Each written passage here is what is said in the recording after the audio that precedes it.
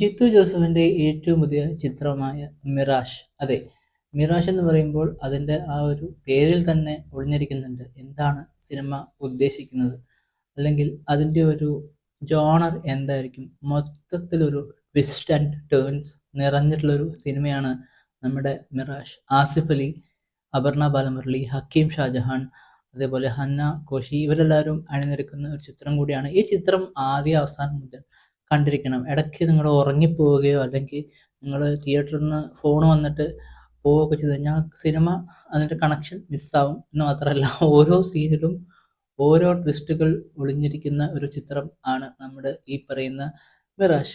ജിത്തു ജോസഫിൻ്റെ സാധാരണ ഒരു പാറ്റേൺ അല്ല. അങ്ങനെ പറയാൻ കാരണം, സാധാരണ ഒരു പാറ്റേണിൽ നമുക്ക് സ്ഥിരം കാണുന്നൊരു പാറ്റേൺ അല്ലെങ്കിൽ നമ്മൾ കണ്ടിട്ടുള്ള പാറ്റേണുകളിലൊക്കെ നമ്മൾ നമുക്ക് ട്വിസ്റ്റും അങ്ങനത്തെ പരിപാടികളൊക്കെ സ്ഥിരമായിട്ട് പ്ലേസ് ചെയ്യുന്ന കുറച്ച് സ്ഥലങ്ങളുണ്ട്. പക്ഷെ ഇതിൽ അങ്ങനെയല്ല. നമ്മൾ വിചാരിക്കാത്ത സ്ഥലത്തും എല്ലാവിടെയും ട്വിസ്റ്റും കാര്യങ്ങളൊക്കെ വന്നിട്ട് മൊത്തത്തിലൊരു ഒരു വേറൊരു എക്സ്പീരിയൻസ് തന്നെയാണ് നമുക്ക് കിട്ടുന്നത്. എനിക്ക് പേഴ്സണലി അങ്ങനെയാണ് തോന്നുന്നത്. എല്ലാവർക്കും എന്താണ് തോന്നുന്നത് എനിക്ക് പറയാൻ പറ്റില്ല. പക്ഷെ എനിക്ക് എൻ്റെ എന്താ പറയുക, ഭയങ്കര എക്സ്പെക്റ്റേഷൻസ് ഒന്നും വെച്ച് പോയിട്ടില്ല. കാരണം നമ്മൾക്കറിയാം എന്തായിരിക്കും Jeethu Joseph is trying to say.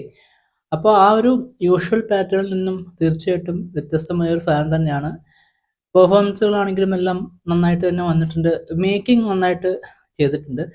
അതിൽ കുറേ രസമുള്ള സീൻസും കാര്യങ്ങളും, ഫൈറ്റിംഗ് ആണെങ്കിലും ഐ മീൻ ആക്ഷൻ സീൻസ് ആണെങ്കിലും അതുപോലത്തെ പല പല പരിപാടികളൊക്കെ വലിയ കുഴപ്പമൊന്നുമില്ലാതെ രസമായിട്ട് വന്നിട്ടുണ്ട്. അപ്പോൾ എന്തായാലും ട്വിസ്റ്റും അങ്ങനത്തെ പരിപാടികളൊക്കെ ഇഷ്ടമുള്ള ആൾക്കാർക്ക് ഇഷ്ടപ്പെടാവുന്ന ഒരു സിനിമ തന്നെയാണ് നമ്മുടെ മിറാഷ്. ട്വിസ്റ്റൊന്നും വേണ്ട, നമുക്ക് സാധാരണ ഇടയ്ക്ക് ട്വിസ്റ്റ് മാത്രം മതി എന്നുള്ളവർക്ക് എന്താണെന്ന് അവർ തന്നെ കണ്ട് തീരുമാനിക്കേണ്ട ഒരു സിനിമ കൂടിയാണ് നമ്മുടെ ഈ പറയുന്ന മിറാഷ്. എന്തായാലും എനിക്ക് പേഴ്സണലി വലിയ കുഴപ്പങ്ങളൊന്നും തോന്നില്ല. ഒരു ഡീസൻറ്റ് വാച്ചായിട്ട് തന്നെയാണ് എനിക്ക്